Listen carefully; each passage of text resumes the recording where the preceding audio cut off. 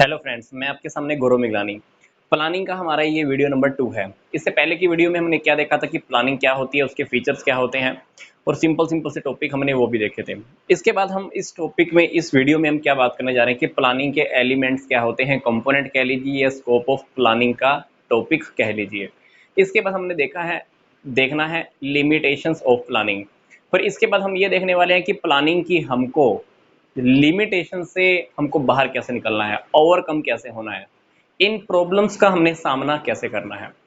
तो ये topic start करने से पहले हम ये दो वर्ड समझ लेते हैं पहले कि स्टैंडिंग और रिपीटेडली यूज्ड प्लान क्या होते हैं। क्योंकि कुछ प्लान ऐसे होते हैं जो हमारे बार बार रिपीट होते रहते हैं और कुछ प्लान ऐसे होते हैं जो हमने एक बार बना दिया, बस उसी के ऊपर हमको आगे काम करना होता है। इसलिए मैंने यहाँ पर दो वर्ड लिखे हैं, स्टैंडिंग और रिपीटेडली यूज्ड प्लान। मतलब कुछ प्लान ऐसे हैं जो हमारे बार बार रिपीट होते रहते हैं, इसलिए हम उन प्लान्स को बोलते हैं स्टैंडिंग प्लान्स। फिर सेकंड जो हमारा पार्ट है वो है सिंगल यूज्ड प्लान। हमने किसी स्पेशल पर्पज के लिए प्लान बनाया, वो काम पूरा हो गया, अगली बार हम फिर से नया प्लान बनाते हैं, उसका मोटिव टारगेट हमारा पूरा हो जाता है। तो हमारे दो प्रकार के टॉपिक हैं यहाँ पे। स्टैंडिंग मतलब एक ही बारी प्लान बनाने की जरूरत है, उसके बाद उसी के ऊपर उसी के अकॉर्डिंग हम काम करते रहते हैं रेगुलर। कुछ प्लान ऐसे हैं जो स्पेशल पर्पज में बनते हैं, पर्पज पूरा होता है, अगली बार फिर से प्लान, फिर पर्पज पूरा, फिर से अगली बार प्लान। तो यहाँ पर इन वर्ड्स के बारे में मैं क्यों बात कर रहा हूँ वो अब हम इसी वीडियो में देखते हैं। तो आपकी बुक में हो सकता है कि ये टॉपिक ऐसा हो सकता है कि ना भी हो, कि एलिमेंट्स क्या होते हैं प्लानिंग के, या कंपोनेंट कह लीजिए, या स्कोप ऑफ प्लानिंग क्या है। सिंपल सी बात, हम यहाँ पर इसी टॉपिक के अंडर में देखने वाले हैं। क्या? ऑब्जेक्टिव और स्ट्रेटेजी। हमारी जो ये दोनों जो टॉपिक हैं, ये ना तो स्टैंडिंग प्लान्स में आते हैं और ना ही ये सिंगल यूज प्लान में आते हैं। मैं आपको फिर से बोल रहा हूँ, ये दोनों टॉपिक ना तो स्टैंडिंग प्लान्स में आते हैं ना सिंगल यूज प्लान में आते हैं। ये वाला टॉपिक 3, 4, 5, 6, ये चारों के चारों टॉपिक किसमें आते हैं? स्टैंडिंग के अंदर। मतलब हम एक बार प्लान बनाते हैं, इन्हीं के ऊपर हम बार बार काम करते रहते हैं। ये वो प्लान है, 7th point and 8th point, ये वो हैं जो हम सिंगल यूज के लिए बनाते हैं। एक बार बनाया, स्पेशल पर्पस था, बनाया, अगली बार हम फिर से नेक्स्ट टाइम फिर से नया तरीके से प्लान बनाते हैं। तो ये हमारे एलिमेंट्स हैं प्लानिंग के कह लीजिए, या टाइप्स ऑफ प्लान का टॉपिक कह लीजिए। तो हमारा सबसे पहला जो टॉपिक है वो क्या है? ऑब्जेक्टिव। ऑब्जेक्टिव क्या होता है? सिंपल सी बात, objectives are those end points for the attainment the all activities are done. ये वो सबसे मेन टारगेट होता है, कह लीजिए फर्म का, कह लीजिए ऑर्गेनाइजेशन का, कह लीजिए हमारा वो सबसे मेन प्लान होता है जिसके लिए हमें सारी एक्टिविटीज परफॉर्म करनी होती हैं। फॉर एग्जांपल, कंपनी ने टारगेट फिक्स किया, कंपनी ने ऑब्जेक्टिव लिया कि अब की बार मेरे को 5000 कारें सेल करनी है, या कंपनी ने टारगेट लिया कि पहले भाई क्वालिटी हमारी बहुत खराब जा रही है प्रोडक्ट की, कंपनी ने अभी टारगेट क्या लिया है कि अपनी क्वालिटी की इंप्रूवमेंट पहले से 50% और भी ज़्यादा अच्छी होनी चाहिए। कंप्लेन पहले जितनी रहती है, पहले 5% कंप्लेन रहती है, अब की बार कंप्लेन हमको 2% के ऊपर लेनी आनी है, कंप्लेन पहले से अब की बार कम होनी चाहिए। मतलब ऑब्जेक्टिव वो प्लान होते हैं जो हमको ये बताते हैं कि जिसके अकॉर्डिंग हमको बाकी की एक्टिविटीज भी पूरी करनी होती है। ये हमारा मेन टारगेट होता है जिसके लिए बाकी की एक्टिविटीज हमको करनी होती है। ऑब्जेक्टिव के अंदर जब हम ऑब्जेक्टिव फिक्स करें तो ऑब्जेक्टिव को पूरा करने का हमें टाइम भी फिक्स करना चाहिए कि ऑब्जेक्टिव हमको कितना टाइम में पूरा करना है, और उस ऑब्जेक्टिव को पूरा करने के लिए हमको क्या क्या करना पड़ेगा, कौन पूरा करेगा, कैसे पूरा करेगा, ये सारी बातें ऑब्जेक्टिव के अंदर होनी चाहिए। दूसरा टॉपिक है हमारा स्ट्रेटेजी। स्ट्रेटेजी हमारे वो प्लान होते हैं जो लॉन्ग टर्म ऑब्जेक्टिव्स को फिक्स करते हैं। किसको फिक्स करते हैं? लॉन्ग टर्म ऑब्जेक्टिव्स को। जब भी हम स्ट्रेटेजी बनाते हैं तो हम एक फर्म की, एक ऑर्गेनाइजेशन का इंटरनल एनवायरनमेंट बहुत अच्छे से स्कैन करते हैं, हमारे अंदर का एनवायरनमेंट कैसा है, क्योंकि उसी के बिहाफ पर हमको स्ट्रेटेजी बनानी होती है।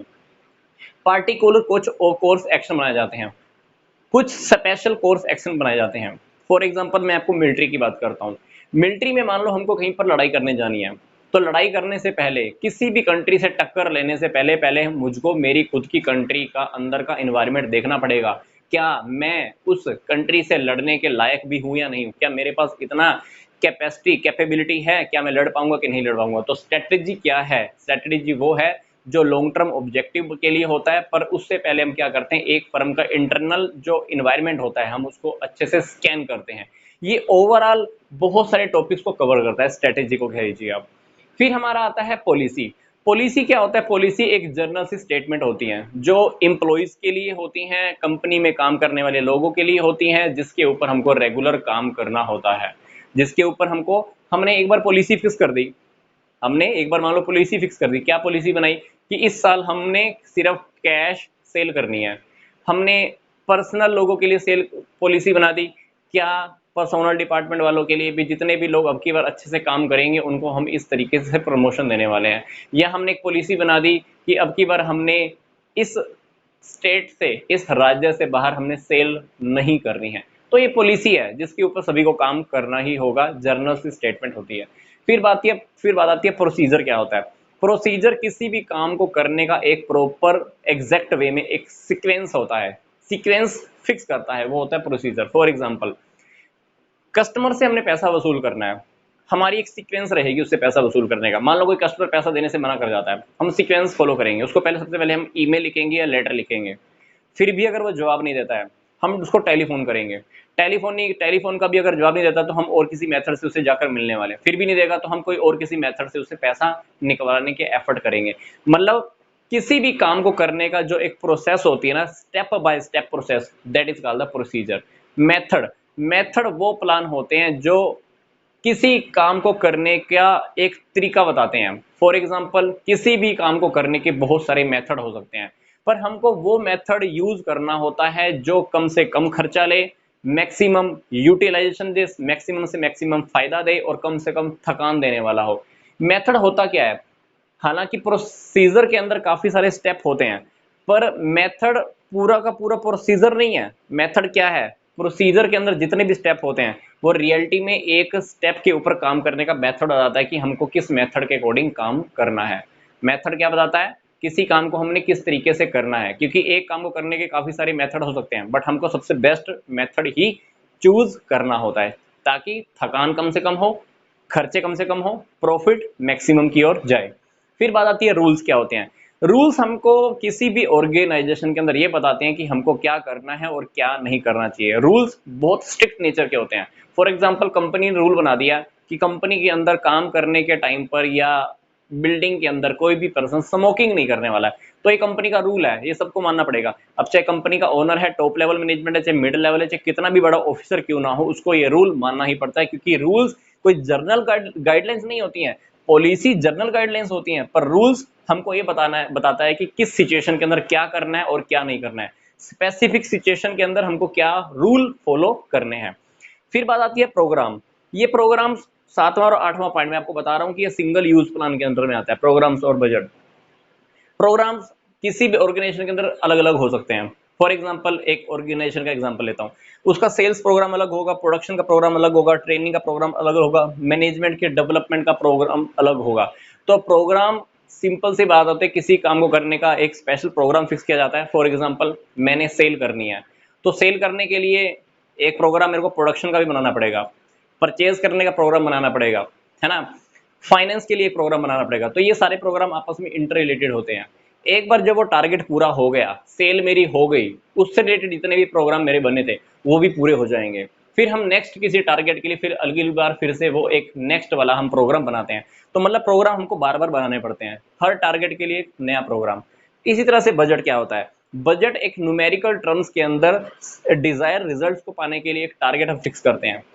बजट रियलिटी में प्लानिंग और कंट्रोलिंग दोनों से रिलेटेड होता है।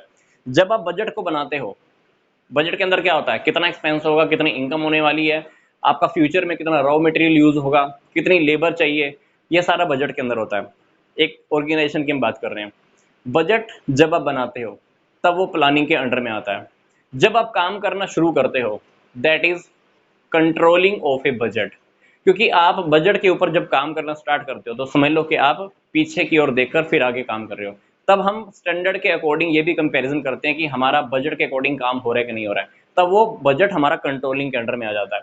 ये हमारा टॉपिक कंप्लीट हुआ टाइप्स ऑफ प्लान, या कह लीजिए components, elements, scope of planning, या इस टॉपिक के अंडर में आप इस टॉपिक को डाल लीजिए, बात एक ही है, आप अपनी बुक के अकॉर्डिंग देख लीजिएगा। क्योंकि एग्जाम में ये क्वेश्चन किसी भी वे में आ सकता है। अब बात आती है कि प्लानिंग की क्या लिमिटेशंस होती हैं, प्लानिंग की क्या कमियां हैं। सिंपल सी बात मैं आपको फिर से बता रहा हूँ, प्लानिंग हम फ्यूचर के लिए करते हैं और फ्यूचर कभी भी आप प्रेडिक्ट नहीं कर सकते, भविष्यवाणी नहीं कर सकते हो।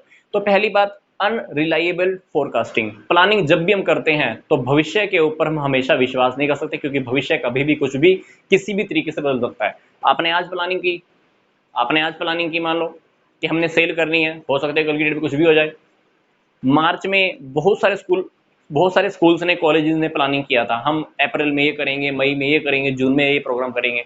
ये प्लानिंग सबने प्लानिंग की थी मार्च के अंदर, बहुत अच्छे से प्लानिंग की। क्या हुआ, लॉकडाउन हुआ कोरोना वायरस की वजह से, सब की सब प्लानिंग फेल हो गई।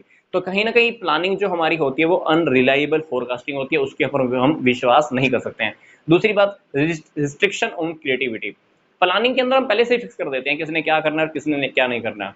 कभी कभी ये लोगों की सोचने की, समझने की और काम करने की क्षमता को खत्म कर देता है और लोगों के अंदर से क्रिएटिविटी ही नहीं निकल कर आती है, क्योंकि उनको ये लगता है कि भाई पहले से मुझे पता है कि क्या करना है, इसलिए वो बंदा वैसे ही काम करता रहता है, क्रिएटिविटी बिल्कुल खत्म हो जाती है। तीसरी बात आती है, फ्लेक्सिबिलिटी नहीं रहती है। प्लानिंग कभी कभी अब जब करते हो ना, तो प्लानिंग को चेंज करना बहुत मुश्किल होता है और लगभग सभी लोग वैसे ही काम करना स्टार्ट कर देते हैं और फ्लेक्सिबिलिटी नहीं रहती है, क्योंकि हम कभी कभी जो प्लान फिक्स करते हैं वो चेंज करना भी बहुत मुश्किल हो जाता है, एक्सपेंसिव होता है। प्लानिंग करने के टाइम में बहुत सारा खर्चा आता है, क्योंकि कभी कभी अगर मैं कंपनी की बात करूं, कंपनी में प्लानिंग किस वे में होती है, प्रमोशन स्टेज से होती है। प्रमोशन के अंदर प्रमोटर लोग होते हैं, जब कंपनी के बारे में सोचते हैं, कंपनी कैसे बनेगी, कंपनी के अंदर कैसे पैसा आएगा, तो वहां पर वो खर्चा बहुत ज्यादा होता है। पांचवा है बेस्ट ऑल्टरनेटिव, को चूज करना बहुत मुश्किल है प्लानिंग के अंदर। आप कर रहे हो प्लानिंग, ठीक है, तो बट सबसे बेस्ट से बेस्ट ऑल्टरनेटिव को चूज करना सबसे मुश्किल काम होता है। छठी बात आती है effective by the external environment.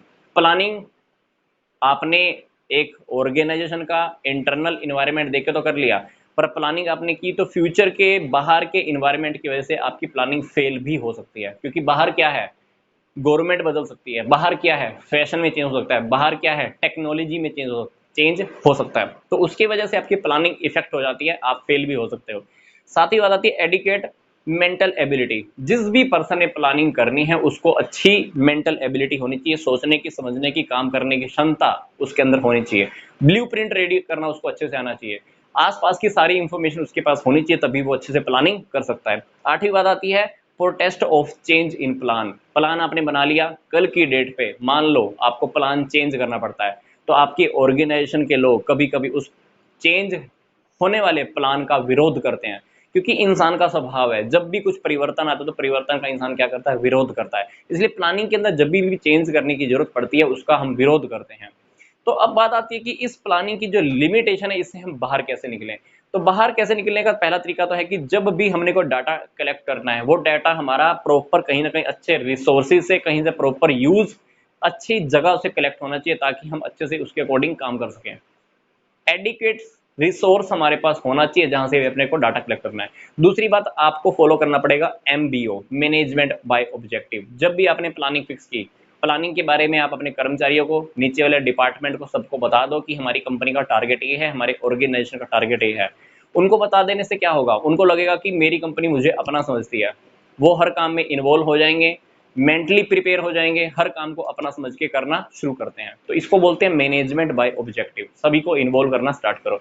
तीसरी बात आती है कि हमको जो भी डिसीजन लेने होते हैं बहुत केयरफुल लेने होते हैं, केयरफुल डिसीजन लेने होते हैं। फिर होती है कि हमको प्लानिंग करते हुए क्या करना है, एक्सपर्ट की हेल्प लेनी चाहिए, क्योंकि हम कभी कभी सोचते हैं कि मैं ही सारी प्लानिंग कर लूँ, पर हम फेल भी हो जाते हैं। हमको एक्सपर्ट की हेल्प ले लेनी चाहिए। फिर बात आती है कि हमको क्या करना चाहिए, एक्सटर्नल इन्वायरमेंट को बहुत अच्छे से स्टडी कर लेना चाहिए। एक्सटर्नल इन्वायरमेंट को क्या करना चाहिए, अच्छी तरह से स्टडी कर लेना चाहिए। प्लानिंग सिंपल बनानी चाहिए और बिल्कुल क्लैरिफाइड वे में होनी चाहिए। जो भी अपने प्लानिंग की है, चाहे रिटर्न में की है, हर किसी को पता होना चाहिए, हर किसी की समझ में आ जानी चाहिए। हर वो व्यक्ति जो आपकी कंपनी में काम करता है, हर किसी को उसके बारे में बिल्कुल क्लियर कट होना चाहिए कि हमने काम करना क्या है। तो बिल्कुल क्लैरिफाई वे में होना चाहिए। जो भी आप प्लानिंग करो उसके ऊपर वो लोग ट्रस्ट कर पाए, जो भी प्लानिंग आप करो वो काम पूरा होने लायक भी होना चाहिए। ऐसा नहीं है कि कुछ भी उठा के प्लान कर लिया, पता चला कि आपकी लिमिटेशन के अंदर ही नहीं है।